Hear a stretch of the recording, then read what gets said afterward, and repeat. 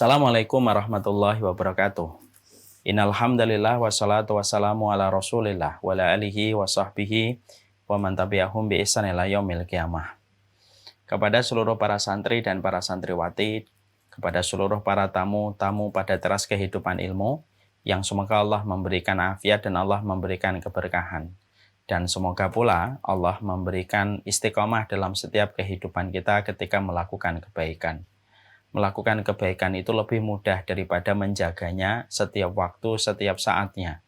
Karena hati kita terbolak-balik setiap waktunya, berputar setiap saatnya di antara jari jemarinya Allah. Makanya tidak ada doa yang paling sering dipanjatkan baginda Nabi Shallallahu Alaihi Wasallam kecuali doa memohon kepada Allah supaya beliau diberikan hati yang istiqomah di dalam beribadah kepada Allah, taat kepada Allah, beriman kepadanya, dan menghambakan diri kepada Allah. Inilah pula yang menjadi pegangan untuk kita. Kita mengharapkan afiat, kita mengharapkan kesehatan, kita mengharapkan keberkahan, dan yang terpenting pula yaitu adalah kita diberikan sikap istiqomah di dalam melakukan ketaatan, istiqomah di dalam belajar, istiqomah di dalam melahirkan resolusi baik pada tahun-tahun yang kita akan datangi, istiqomah di dalam kita melakukan ketaatan. Dan inilah bentuk karomah yang paling besar. Ada mukjizat, ada karomah. Karomah itu kepada selain para nabi. Dulu saya menyangka karomah yang paling besar itu sebagaimana karomah-karomah yang sering kita dengar. Karomah melewati lautan, melewati sungai tanpa tenggelam dan tanpa basah. Ataupun karomah-karomah yang sering kita dengar dari orang tua kita. Tapi ternyata memang itu karomah bagi orang-orang yang sholih. Tapi a'dhamul karomah, ternyata karomah yang paling besar itu apa? Luzumul istiqomah.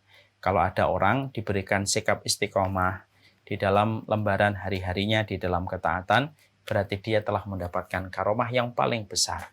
Karena orang yang beriman, lalu istiqomah di dalam imannya, mereka itu adalah wali-walinya Allah di atas muka bumi. Semoga kita selalu mendapatkan hangatnya istiqomah pada perjalanan kehidupan kita. Alhamdulillah, tentunya senang sekali pada kesempatan hari ini kita berjumpa, kita bertemu kembali pada Taman Ilmu, dan sesungguhnya kita bersyukur. Tentunya syukur kita tidak menunggu ketika profit kita bertambah. Syukur kita tidak perlu menunggu ketika rumah kita bertambah luas. Syukur kita tidak perlu menunggu ketika mobil kita bertambah. Karena syukur bagi kalangan materialisme, hambanya dunia, syukur itu baru diberikan ketika bertambahnya karunia ataupun sandang, papan, dan pangan yang dia peroleh dan dia dapatkan. Orang semacam ini biasanya baru bersyukur kalau ekspektasinya, keinginannya dia dapatkan dan terwujud. Barulah dia bersyukur. Kalau semua itu, ekspektasi dan keinginan dia tidak terwujud, maka dia tidak ada hajat untuk bersyukur. Tentunya bukan syukur ini yang menjadi konsep syukur kita. Syukur yang kedua adalah syukurnya orang yang beriman. Orang yang bersyukur itu, orang yang beriman adalah orang yang bersyukur setiap waktu, setiap saatnya. Tidak terpengaruh apakah rumahnya bertambah luas ataukah tidak. Tidak terpengaruh apakah mobilnya atau bertambah ataukah tidak. Setiap apapun kondisi dan keadaan, dia selalu mampu menghadirkan setiap makna yang menjadikan dia bersyukur. Dan syukur itu mampu memberikan keberkahan dalam setiap karunia yang kita peroleh dan kita dapatkan. Banyak sekali karunia, tetapi belum tentu setiap karunia yang ada pada kehidupan kita berbarengan dan beriringan dengan keberkahan. Contoh, para ulama menyampaikan, kalau kita punya barang, sandang, papan, dan pangan, dan kita memiliki banyak barang di dalam rumah kita, fungsinya sama, tapi barang itu menganggur. Tidak kita gunakan dalam urusan akhirat dan tidak pula kita gunakan pada urusan yang mubah pada dunia. Maka barang itu hanya numpuk-numpuk.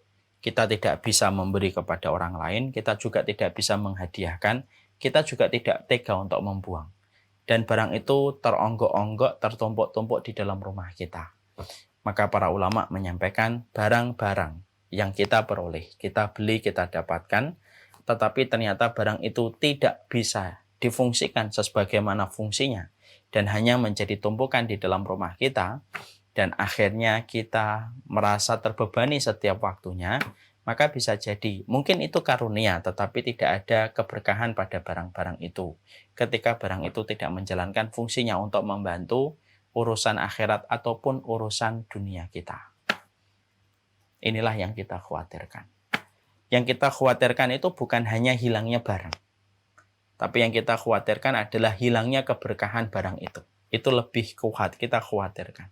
Dan itulah yang menjadikan kita betul-betul akhirnya paham kenapa kita bersyukur atas setiap karunia yang Allah berikan kepada kita, supaya setiap karunia-karunia yang kita peroleh dari Allah berubah menjadi sebuah keberkahan dalam kehidupan kita, mampu kita fungsikan, mampu kita manfaatkan pada perkara-perkara kebaikan dalam kehidupan kita, supaya perkara-perkara itu bermanfaat dan meringankan beban kita dalam kehidupan di akhirat kelak nanti.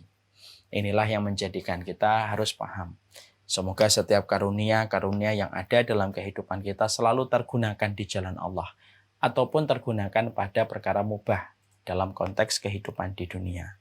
Makanya Ibu dan Bapak notaris, Bapak dan Ibu apakah tahu Umar bin Khattab itu kalau memiliki barang, maka setiap barang yang beliau miliki, setiap barang yang beliau dapatkan, selalu ditulisi dengan kata mahbusun fisabilillah.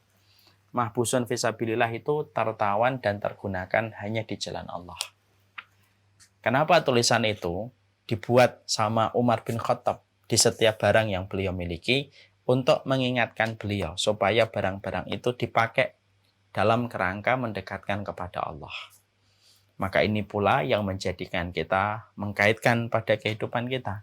Semoga setiap barang yang kita miliki, setiap benda yang kita miliki, pada dasarnya kita meniru apa yang kita ilhami dan kita inspirasi dari kehidupan Umar bin Khattab. Semoga handphone kita, rumah kita, gadget kita, mobil kita adalah barang-barang yang menjadi mahbusun fisabilillah, tertawan dan tergunakan hanya di jalan Allah. Banyaklah bersyukur supaya barang-barang yang kita miliki tidak memberatkan hisab kita. Barang itu tergunakan hanya di jalan Allah, dan Allah yang mampu menjadikan semua itu terwujud pada kehidupan kita. Kepada Allah kita berharap dan kepadanya kita mengharapkan pertolongan dalam setiap urusan kehidupan kita. Kita pada kesempatan hari ini akan melanjutkan kajian kita, yaitu membahas 40 karakteristik mereka yang dicintai oleh Allah Subhanahu wa taala. Tentunya kita paham, kita mengerti bahwasanya cinta apapun itu, baik itu kepada Khalik ataupun kepada makhluk, cinta itu melahirkan setidaknya 3. Melahirkan kewajiban, melahirkan komitmen dan konsekuensi yang harus dipikul setiap orang yang telah menetapkan rasa cinta pada kehidupan mereka. Laki-laki dan perempuan yang saling mencintai dan terikat dalam bentuk pernikahan, lalu mereka mengaku saling mencintai, maka tentunya ada 3. Setidaknya yang dibebankan dan dipikulkan kepada mereka yang telah jatuh cinta dan mengikat di dalam pernikahan. Ada komitmen, ada kewajiban, ada konsekuensi dari seorang laki-laki ketika telah jatuh cinta kepada istri, dan sebaliknya ketika istri telah jatuh cinta kepada sang suami. Kalau ada orang ketika mereka telah jatuh cinta, ternyata ketika mereka telah jatuh cinta lalu tidak mau mengambil kewajiban, tidak mau memikul komitmen, dan tidak mau untuk melaksanakan atau tidak mau menghadapi konsekuensi, makanya cintanya itu menjadi cinta yang palsu, cinta yang sifatnya rekayasa. Cinta yang murni adalah cinta yang menjadikan setiap orang yang jatuh cinta dan mengharapkan cinta, mereka telah mempersiapkan diri, kewajibannya apa, komitmennya apa, dan dia siap menghadapi konsekuensi apapun yang dia peroleh pada apa yang dia rasakan ketika telah jatuh cinta. Coba kalau kita lihat ada seorang suami mengatakan cinta sama istrinya, tapi dia tidak melaksanakan kewajiban memberi nafkah. Dia tidak berkomitmen untuk mendidik istrinya. Dan dia tidak siap dengan konsekuensi amanah tanggung jawab yang semakin menumpuk ketika menikah kepada seorang wanita. Maka mungkin wanita itu tidak akan betah, tidak akan nyaman berada di samping sisi seorang laki-laki yang hanya pandai mengucapkan kata cinta tetapi tidak mengambil 3 resiko: komitmen, kewajiban, dan konsekuensi. Sama pula ada seorang perempuan, dia mengatakan cinta kepada suaminya, tapi dia tidak melaksanakan komitmen untuk khidmah. Dia tidak melaksanakan kewajiban untuk taat kepada suaminya, Dan dia tidak mau mengambil konsekuensi dan menghadapi konsekuensi untuk terus membersamai suaminya apapun kondisi yang terjadi pada kehidupan keluarga mereka. Walaupun istrinya pandai merangkai puisi dan kata-katanya puitis tentang masalah cinta, tentunya suaminya akan meragukan cinta dari istrinya. Karena memang cinta itu beriringan dengan komitmen, kewajiban, dan konsekuensi. Inilah yang menjadikan kita akhirnya kenapa kita mempelajari 40 karakteristik mereka yang dicintai oleh Allah. Karena kita sepakat bahwasanya kita ini mencintai Allah.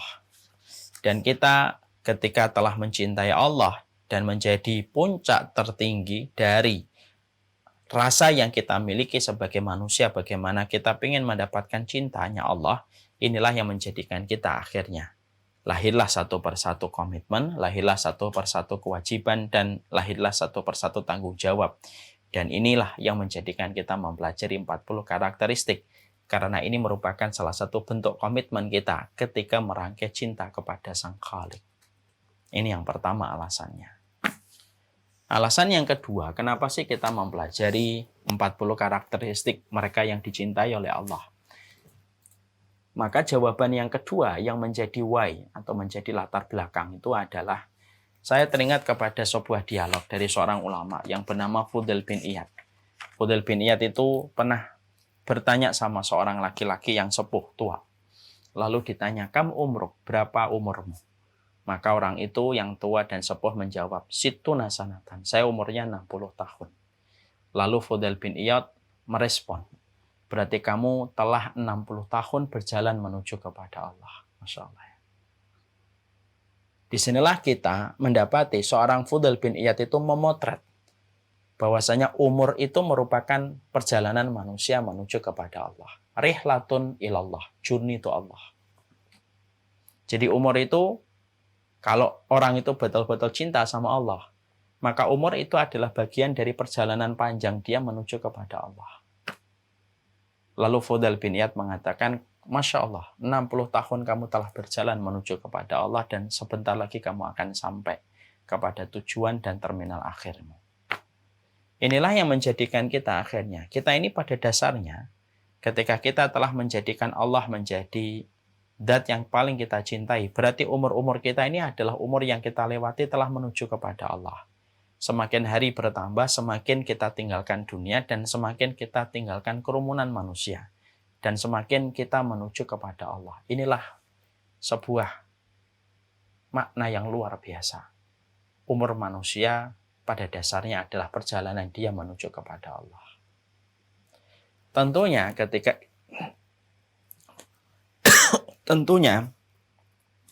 ketika ini merupakan rihlatun ilallah, ketika ini adalah rihlatun ilallah, maka sesungguhnya yang mengkhawatirkan kita bukanlah kapan kita akan sampai pada ujung perjalanan kita menuju kepada Allah. Tentunya yang kita khawatirkan itu adalah bekal apa yang telah kita persiapkan untuk berjumpa dengan Allah, yang telah memberikan waktu dalam perjalanan hidup kita, di dalam rihlatun ilallah, journey to Allah ini kita lewati. Tentunya inilah yang kemudian menjadi sebuah pertanyaan besar. Karena perjalanan menuju kepada Allah ini pasti ada ujungnya. Dengan batas ajal yang Allah tentukan masing-masing untuk kita. Yang kita khawatirkan bukan batas akhir ajal kita kapan. Tapi yang kita khawatirkan adalah bagaimana yang kita persiapkan. Ketika nanti kita berjumpa dengan Allah. Ketika perjalanan rihlatun ilallah ini sudah sampai pada garis finish. Nah, inilah yang menjadikan kita memiliki alasan yang kedua. Kenapa sih kita pelajari 40 karakteristik mereka yang dicintai oleh Allah? Karena semua yang hadir di sini, notaris, dokter, apapun profesi kita sedang berjalan menuju kepada Allah. Dan perjalanan ini akan menginjak garis finish. Bukan garis finish yang mengkhawatirkan kita dan memusingkan kita, tetapi yang kita khawatirkan apa yang sudah kita lakukan terhadap Rabb yang kita tuju pada perjalanan panjang pada kehidupan kita ketika kita menuju kepada Allah. Sekali lagi, hidup kita, umur kita adalah rihlatun ilallah. Hidup kita ini adalah perjalanan kita menuju kepada Allah. Dan bukan ujung dari garis finish yang pasti kita akan dapati dan kita akan temui.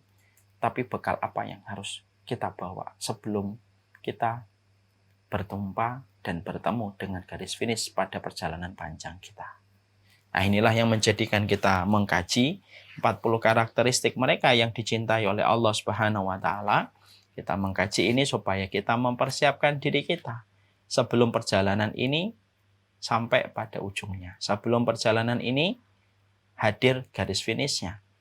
Yang mana ketika kita berjumpa dengan Allah, maka siapapun yang telah memantaskan dirinya dengan amal-amal yang dicintai oleh Allah, maka perjalanan itu berujung dengan sesuatu yang paling membahagiakan. Karena dia akan memetik rahmatnya Allah di balik setiap amal yang telah dia lakukan yang sesuai dengan apa yang Allah cintai dan Allah ridhai. Dua alasan itulah yang menjadikan kita setiap bulan mengkaji bareng-bareng 40 karakteristik mereka yang dicintai oleh Allah. Karena cintanya Allah harus diraih dengan ilmu. Inilah komitmen, ini juga merupakan kewajiban, dan ini merupakan bagian dari konsekuensi yang harus kita berikan pada perjalanan kita menuju kepada Rabb yang kita cintai, yang menguasai alam semesta, yaitu adalah Allah Azza wa Jalla. Kemarin kita telah menjelaskan bahwasanya anak tangga yang pertama yang menjadikan diri kita dicintai oleh Allah dan diridhai oleh Allah, yaitu adalah ketika kita senantiasa mensucikan diri kita dari perkara hadas dan perkara najis. Dan ini sudah kita sampaikan panjang lebar pada pertemuan kita yang lalu. Sekarang mari kita mengkaji dan sekarang mari kita membahas anak tangga yang kedua.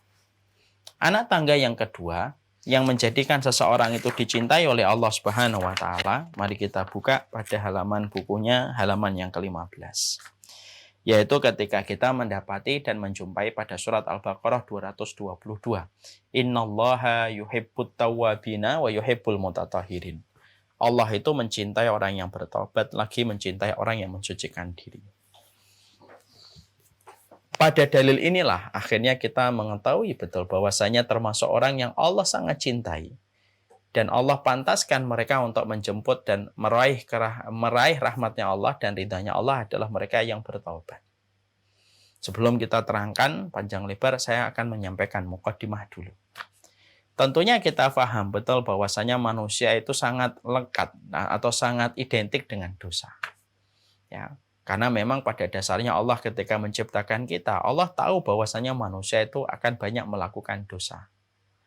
Bukankah para malaikat ketika mengetahui bahwasanya Allah akan menciptakan manusia, para malaikat lalu berkata kepada Allah, apakah engkau akan ciptakan makhluk yang akan mengalirkan darah, lalu berbuat kerusakan?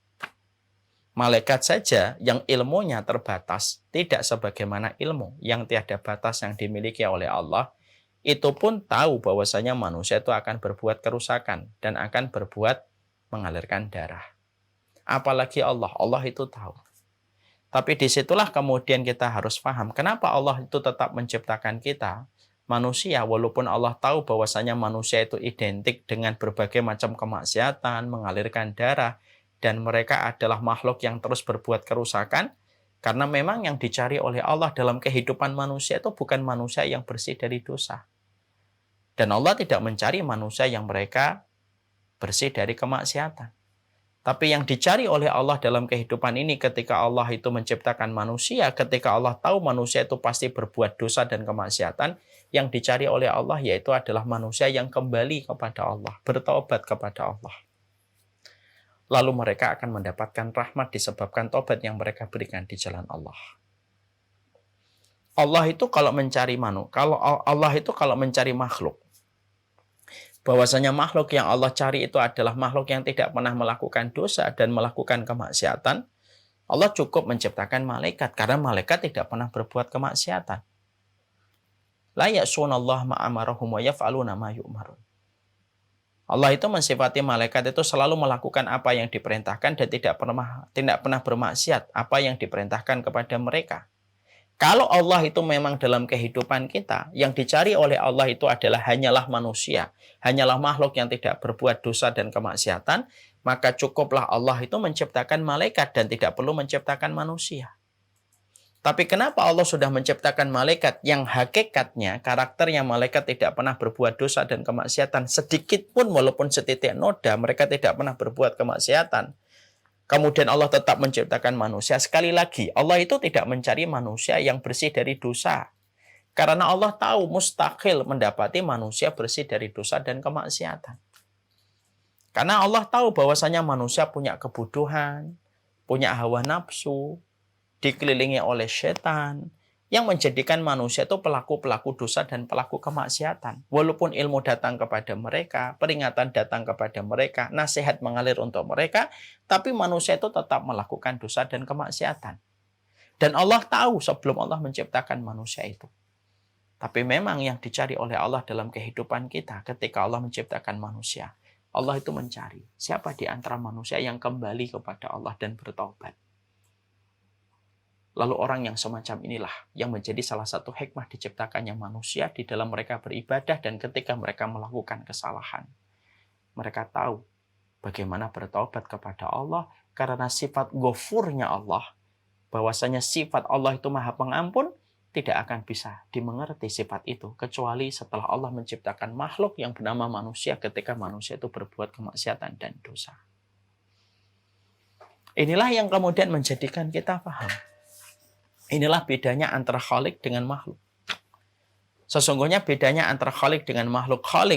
Makhluk itu, kalau kita berbuat kebaikan 1000, lalu kita melakukan satu kesalahan, maka manusia dan makhluk itu akan melupakan 1000 kebaikan yang telah kita lakukan. Yang diingat oleh memori mereka adalah satu kesalahan yang kita lakukan di akhir. 1000 kebaikan di awal dilupakan oleh manusia. Itulah makhluk. Tapi beda dengan Allah.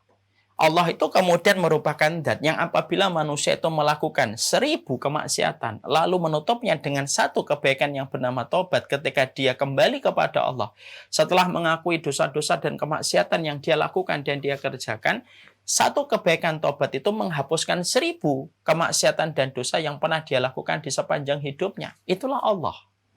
Yang sifat ghafurnya Allah itu melebihi sifat kemarahannya Allah. Dan itulah yang menjadikan kita akhirnya paham. Di balik hikmah penciptaan manusia itu sifat ghafurnya Allah itu kelihatan. Kalau Allah menciptakan hanya malaikat, sifat ghafurnya Allah akan begitu sulit untuk difahami. Karena malaikat tidak pernah berbuat dosa untuk meminta ampunan kepada Allah. Tapi dengan adanya manusia, adanya kita, yang kita juga menyadari berapa banyak dosa kita dan kemaksiatan kita. Berapa banyak kemaksiatan yang kita lakukan di balik-balik pintu ketika kita merasa sepi dari pandangan orang. Lalu kita berbuat kemaksiatan dan dosa. Dengan dosa yang mengalir, dengan kemaksiatan yang terus terjadi di antara manusia. Disitulah Allah itu bisa difahami sifat maha ampunnya. Ketika manusia itu bertaubat kepada Allah dan tidak pernah berputus asa untuk menggapai rahmatnya Allah supaya dia diterima penyesalan dan taubatnya kepada Allah. Dan itulah yang kemudian kita harus mengerti. Ya. Makanya Masya Allah, kalau kita kemudian sudah melihat bagaimana sifat ampunannya Allah, makanya kemudian pernah ada sebuah kejadian, ada seorang ulama. Ya, kalau tidak salah Fudail bin Iyad. Fudail bin Iyad ini pernah berjalan ketika akan melaksanakan sholat asar. Ya. Lalu ketika beliau akan melaksanakan sholat asar, lalu beliau menjumpai ada suara gaduh di satu rumah yang akan beliau lewati. Beberapa meter sebelum melewati rumah itu, suara gaduhnya sudah terdengar jelas. Kemarahan seorang ibu kepada anak. Maka Fudail bin Iyad berjalan.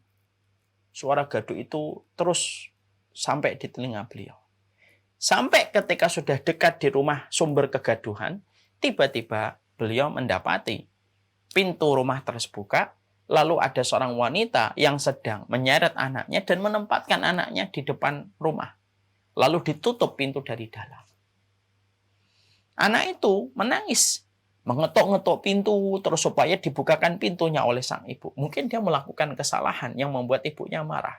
Dia mencoba meminta maaf, dia ketuk pintunya sembari dia menangis. Berteriak di dalam teriakannya ketika dia ditempatkan di luar rumah. Dia berharap supaya ibunya membukakan pintu.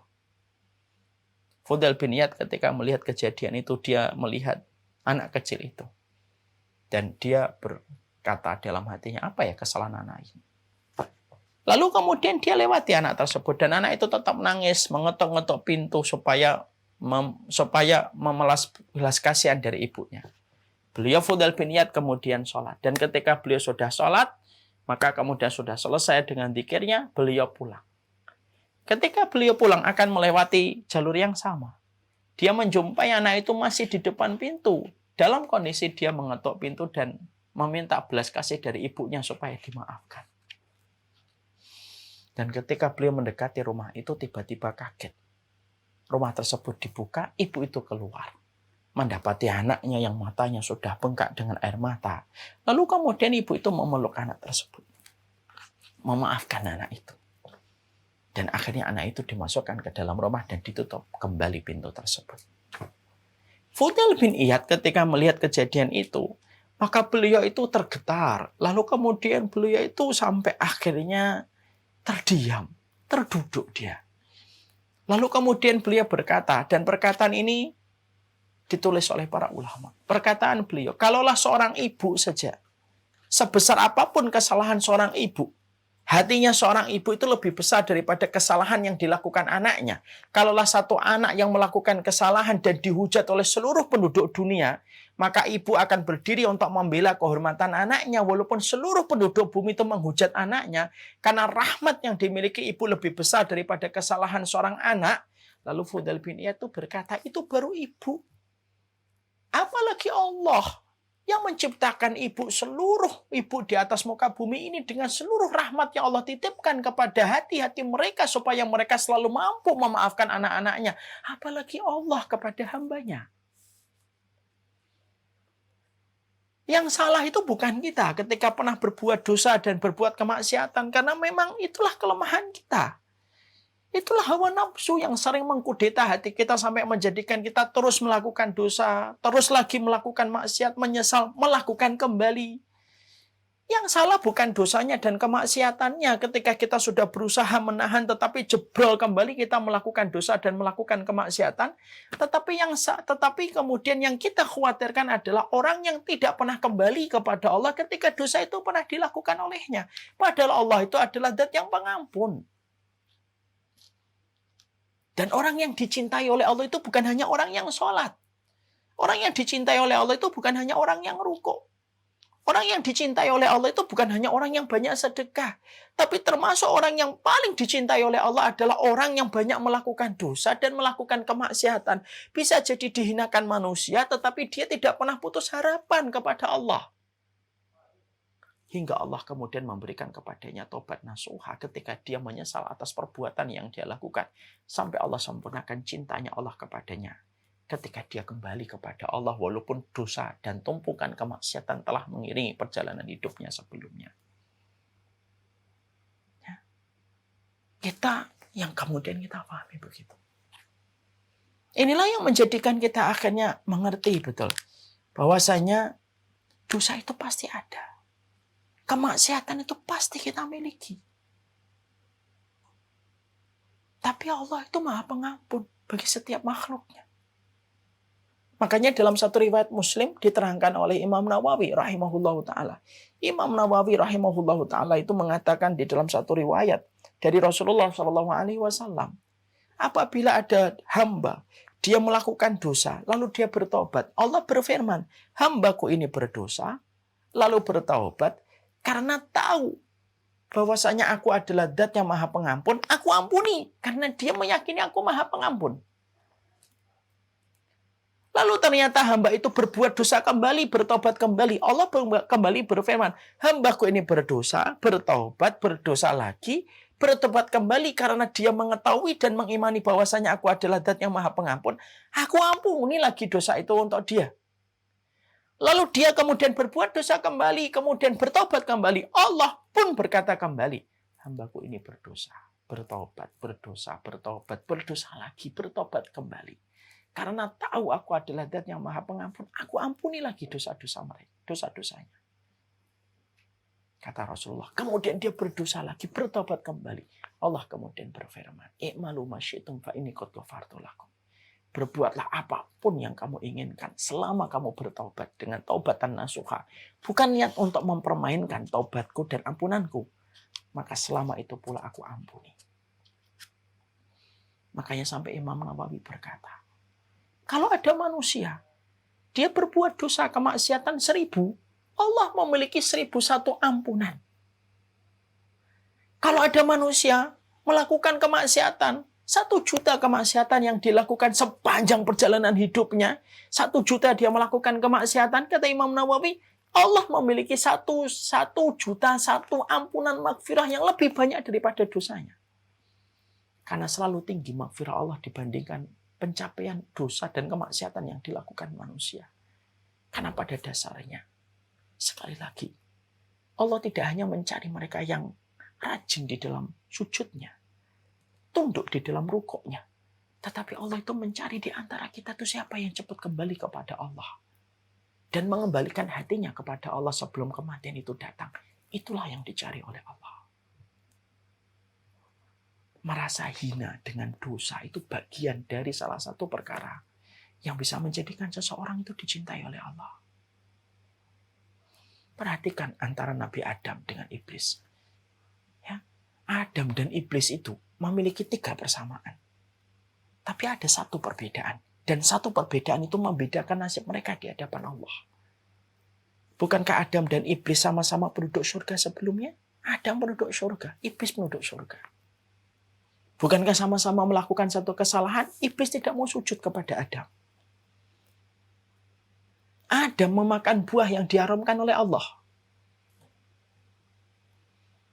Bukankah kemudian iblis diturunkan oleh Allah dari surga? Diturunkan di atas air dan membangun kerajaannya di atas air. Sebagaimana Adam juga dikeluarkan dari surga dan ditempatkan di atas bumi.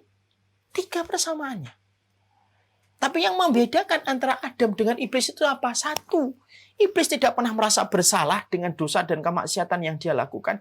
Justru menjadi sombong dan Allah tempatkan dia dan campakkan dia di dalam laknatnya Allah selamanya. Dan tidak ada tempat kembalinya kecuali neraka. Tapi beda dengan Adam. Adam memang melakukan satu kesalahan. Adam memang dikeluarkan pula dari surga. Adam pula memang dicampakkan oleh Allah dari rahmatnya Allah, dari surganya Allah.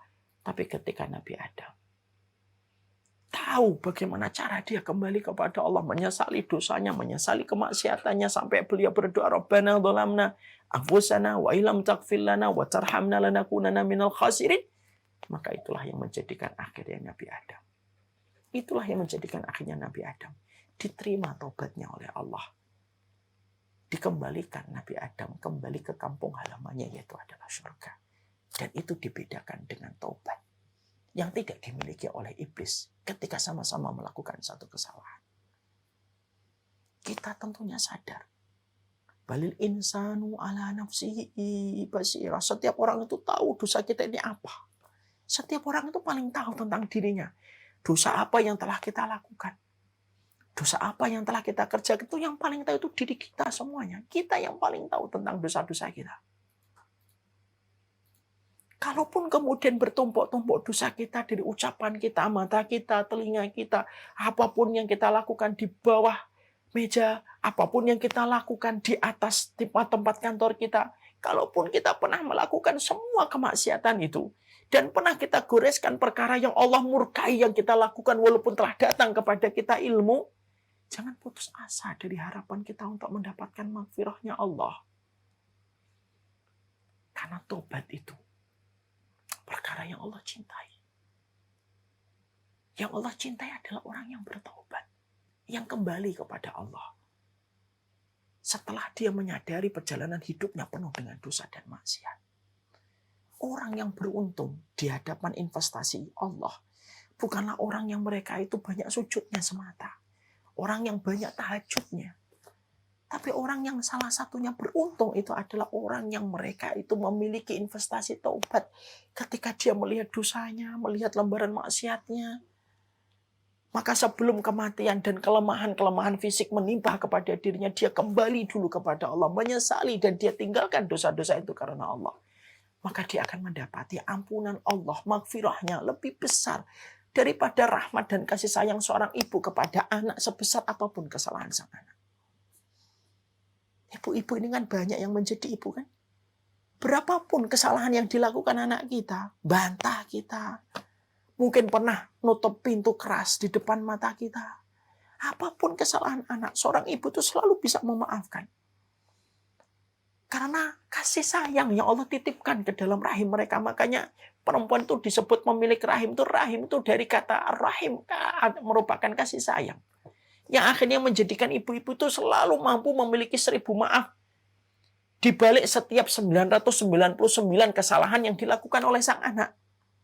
Kalaulah seorang ibu saja memiliki 1000 maaf untuk 999 kemaksiatan atau kesalahan yang dilakukan oleh seorang anak, apalagi Allah. Makanya betul kata Imam Ibnu Rajab. Ibnu Rajab itu kemudian berkata kepada kita, kalau kamu tidak mampu untuk mengungguli orang yang taat di dalam ibadahnya, di dalam sujudnya, di dalam rukuknya, di dalam tilawahnya, kamu betul-betul tidak mampu mendekati mereka di dalam tilawahnya, kita kalah. Tidak bisa kita kemudian satu hari 30 juz. Kita tidak mungkin mengungguli sholatnya mereka yang sampai ratusan rakaat dalam satu hari. Kita tidak mampu mengungguli bagaimana sujud mereka yang panjang dari isya sampai kemudian subuh. Kata Imam Ibnu Rajab, kalau kita tidak mampu mengungguli ahlu ta'ah di dalam ibadah yang mereka lakukan, setidaknya unggulilah. Dekatilah kedudukan mereka dengan tobat dan maghfirah, dengan tobat dan penyesalan. Karena itulah yang bisa menjadikan derajat kita sama dekat dengan orang-orang ahli ta'ah. Ketika kita banyak menyesali dosa-dosa yang telah kita lakukan dan kita kerjakan. Siapa sih di antara kita yang tidak punya banyak dosa? Kita hari ini bisa sampai kayak gini, itu bukan karena kita orang yang jarang dosa. Hari ini ketika kita kumpul ini, sampai kemudian orang memandang baik diri kita, itu bukan karena kita sedikit kemaksiatannya, tapi karena Allah itu rahmat. Sampai Allah itu saking besarnya rahmat kepada kita, sampai dijadikan kita ditutupi, karena salah satu sifatnya Allah itu memberikan sutrah, memberikan penutup terhadap dosanya manusia. Saking besarnya rahmatnya Allah, yang mengeluarkan bau itu kentut, tetapi dosa itu tidak mengeluarkan bau. Padahal kalau mau difikir yang paling layak mengeluarkan bau dalam diri kita itu ya dosa-dosa dan kemaksiatan kita. Tapi dijadikan dosa dan kemaksiatan kita itu tidak mengeluarkan bau. Yang mengeluarkan bau itu hanyalah buang angin dari kita. Tetapi dosa kita tidak pernah mengeluarkan bau. Saking besarnya rahmat Allah. Untuk terus menunggu dan memberikan rahmat kepada mereka. Yang tidak pernah bosan gitu. Yang tidak pernah berhenti bagaimana mereka itu kembali kepada Allah Subhanahu wa Ta'ala. Inilah yang menjadikan kita paham, bertaubat. Mengulang-ulang terus dengan tanpa niatan untuk mempermainkan itu jauh lebih baik daripada orang yang sengaja gitu. Untuk mengakhirkan taubatnya nanti. Orang yang merasa banyak dosa, merasa banyak maksiat, lalu kemudian dia mudah untuk kembali sama Allah meneteskan air mata itu jauh lebih baik daripada orang yang merasa dirinya tidak pernah melakukan dosa. Karena kalau orang kemudian merasa tidak pernah melakukan dosa, dia tidak akan pernah mengetuk pintu tobat. Padahal salah satu di antara pintu-pintu surga itu ada namanya pintu tobat. Yang Allah jadikan pintu surga bernama tobat itu diperuntukkan bagi mereka yang banyak dosanya, banyak kemaksiatannya. Lalu mereka betul-betul kembali kepada Allah. Allah jadikan ketika tobat mereka diterima melewati sebuah pintu yang bernama tobat. Makanya betul kata Sa'id bin Jubair. Sa'id bin Jubair itu sampai kemudian mengatakan kepada kita berapa banyak orang yang berdosa mereka di surga dan berapa banyak ahlu ta'ah mereka itu berada di dalam neraka. Lalu ditanyakan kepada beliau, kepada Sa'id, wahai Sa'id, kenapa kamu bisa mengatakan para pendosa di surga dan kamu mengatakan ahlu ibadah itu berada di neraka? Sa'id bin Jubair kemudian berkata, berapa banyak ahli ibadah yang mereka riak, sombong dengan ibadah mereka. Hangus amal ibadah mereka dengan riak dan kesombongan mereka. Dan tidak ada tempat bagi mereka yang sombong dan riak dengan ibadahnya kecuali neraka. Berapa banyak orang-orang yang berdosa. Tapi ketika mereka menyesali dosa-dosa mereka. Mereka meneteskan air mata. Mereka bertobat kepada Allah. Justru dosa-dosa itulah yang menyebabkan mereka. Ketika bertobat, tobat itulah yang menyebabkan mereka berada di antara kenikmatan-kenikmatan surga ketika Allah terima tobat mereka. Makanya jangan suka menyepelekan orang yang sedang berdosa. Bisa jadi besok dia bertobat. Dan bisa jadi kita belum tentu istiqomah. Makanya tidak boleh kita mencela orang di dalam dosanya sampai kemudian menghinanya, mencelanya.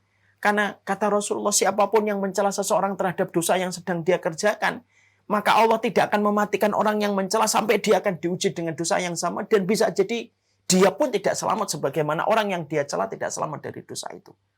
Itu saking Allah itu ingin bahwasanya pelaku dosa pun tetap diberikan oleh Allah haknya untuk dihormati, haknya untuk kemudian diberikan kebaikan. Mana dat yang lebih lapang dalam makfirahnya kecuali Allah. Ya. Makanya inilah yang menjadikan kita memahami gitu. Bukankah kita sadar kita ini bukan ahlu ta'ah kan? Yang bisa sampai tahajudnya dari isya sampai subuh. Sebagaimana para sahabat Nabi, sebagaimana para tabi'in. Kita menyadari betul tilawah kita masih berantakan. Satu hari belum tentu kita 10 juz, satu hari 1 juz saja belum tentu. Bukan satu hari, kadang-kadang 1 bulan pun belum tentu 1 juz kita baca. Kita juga nyadari sedekah kita masih terbatas banget. Anggaran kita sedekah jauh dibandingkan anggaran kita untuk belanja pada barang-barang yang sebenarnya tidak perlu. Kalau kita tahu seluruh keterbatasan kita, dosa-dosa kita, dan kemaksiatan kita yang begitu banyak, jangan pernah putus asa dari harapan kepada Allah. Jangan pernah lupa bahwasanya Allah makfirahnya itu besar.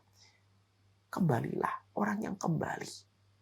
Sebelum kembalinya fisik ke alam kubur. Orang yang kembali hatinya menuju kepada Allah. Maka dia akan mendapati Allah memberikan sepenuh makfirah kepadanya. Ketika dia betul-betul menyesal. Allah tahu kok. Allah itu tahu kita ini memang pelaku dosa. Allah itu ngerti kita itu memang berbuat maksiat. Sudah datang ilmu, dikerjain yang salah. Sudah datang peringatan, masih aja ngerjakan yang maksiat. Allah tahu semuanya, Allah itu tahu. Allah itu ngerti kok. Tapi yang Allah minta dan Allah gariskan kepada kita. Allah tidak mencari kita. Yang lembaran-lembaran harinya itu bersih, putih. Tidak ada kesalahan sama sekali. Allah tidak nyari itu. Karena Allah tahu tidak mungkin itu terjadi. Tapi Allah mencari orang yang hitam lembarannya dengan dosa. Ketika dia menyadari dengan tobat, dia ingin memutihkan kembali lembaran itu ketika bertobat kepada Allah. Ya. Maka pantas kalau Imam Ibnu Qayyim berkata, setan itu memiliki anak panahnya banyak. Kata Imam Ibnu Qayyim. Setan itu anak panahnya banyak, Pak. Anak panah yang diarahkan objeknya itu kepada manusia supaya manusia itu meninggalkan ketaatan. Ada anak panah zina, ada anak panah khamr, ada anak panah judi, ada panah-panah banyak. Tapi kata Imam Ibnu Qayyim, di antara anak-anak panah yang dimiliki oleh iblis, yang paling disenangi iblis itu anak panah yang bernama taswif. Apa itu anak panah yang bernama taswif? Anak panah taswif itu takjilut taubah. Memperlambat tobat. Dia nantikan, dia bilang nanti, dia bilang besok, dia bilang nanti kalau sudah nikah, dia bilang nanti kalau sudah punya anak, dia bilang nanti kalau sudah pensiun. Itu namanya taswif. Dan itulah yang paling digandrungi oleh iblis untuk dilancarkan dan ditancapkan kepada setiap manusia dalam perjalanan hidup mereka. Ketika manusia itu berbuat kemaksiatan dan dia tahu manusia yang berbuat kemaksiatan itu sebenarnya tahu ini saatnya saya harus kembali sama Allah.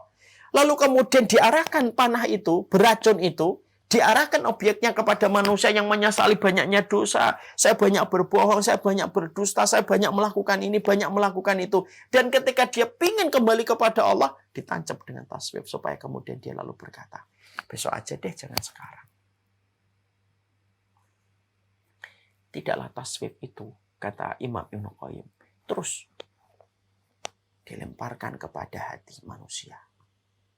Supaya manusia akhirnya ketika dia menunggu taubat, ajalnya tidak menunggu komitmen itu.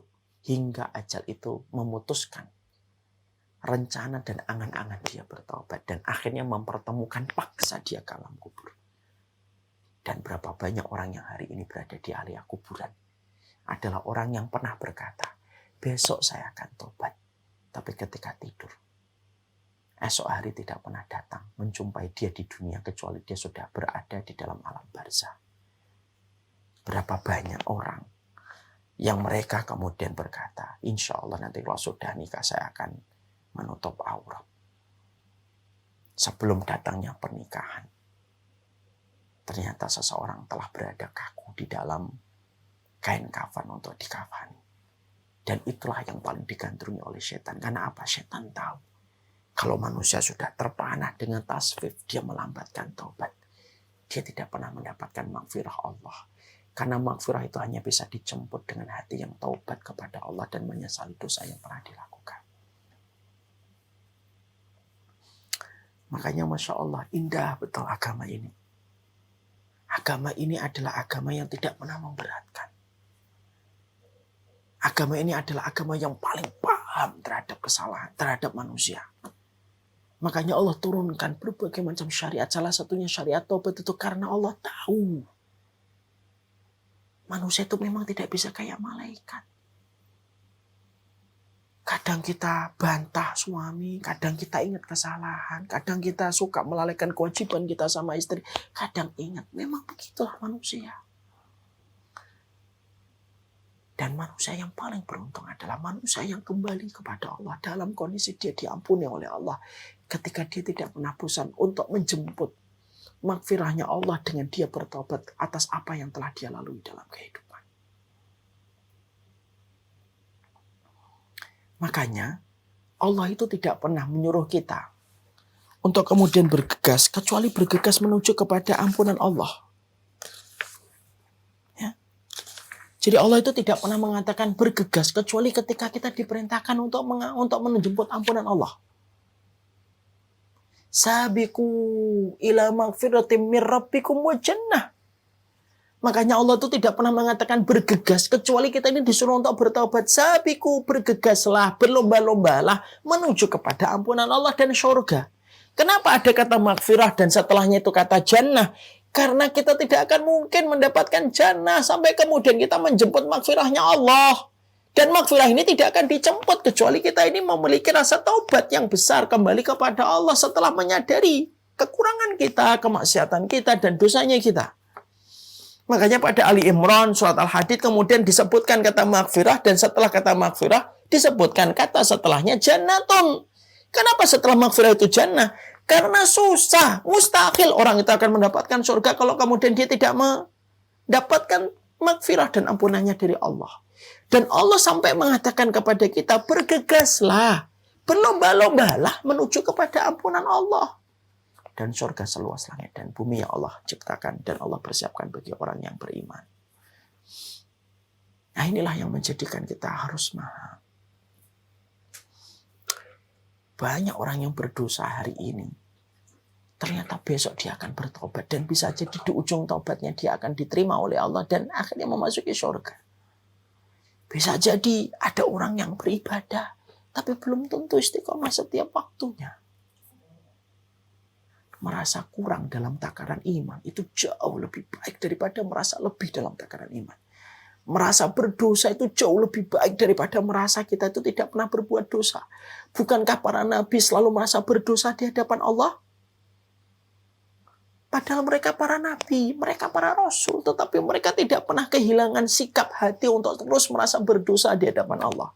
Setingkat Nabi Adam, itu pun mengucapkan Rabbana dhalamna anfusana wa illam taghfir lana wa tarhamna lanakunanna minal khasirin. Setingkat Nabi Yunus yang sudah menjadi nabi, sudah menjadi rasul, doanya apa? La ilaha illa anta subhanaka inni kuntu minadh dhalimin. Setingkat Rasulullah pun tidak pernah beliau melewati satu hari kecuali beristighfar itu 100 kali. Dalam setiap hari yang beliau lewati. Tidaklah para nabi yang sudah sempurna di dalam keimanan mereka, kecuali keimanan mereka itu berbanding lurus dengan rasa mereka ketika merasa berdosa. Jadi merasa berdosa itu baik banget. Orang yang merasa bermaksiat itu baik. Dia tidak akan sibuk dengan orang lain. Dia tidak akan sibuk untuk melihat dosanya orang lain. Karena dia sudah sibuk muhasabah untuk dirinya dan mengevaluasi dirinya. Dan itu kemudian menegaskan kepada kita besarnya arti taubat. Kita ini sudah ngelewatin angka 40 rata-rata. Di sini mungkin di atas 60% rata-rata sudah melewati 40. Apalagi yang kita lakukan kalau bukan banyak-banyak bertobat. Bukankah kita diberikan contoh dari doanya Nabi Sulaiman di dalam surat Al-Ahqaf ayat 15. Rabbi auzi'ni an ashkura ni'mataka allati an'amta alayya wa an a'mala salihan tarda wa aslih li fi dzurriyyati inni tubtu ilaika wa inni minal muslimin. Hajat kita ketika hidup kita ini perjalanan menuju kepada Allah itu tidak ada hajat yang paling besar yang kita butuhkan itu kecuali ampunan Allah. Bahkan kalau kita mati, apa sih yang dilakukan orang hidup kepada kita? Memintakan ampunan kepada Allah. Karena tidak ada sebuah kebutuhan yang dirasakan oleh manusia. Kebutuhan primernya itu bagaimana dosanya itu terhapuskan.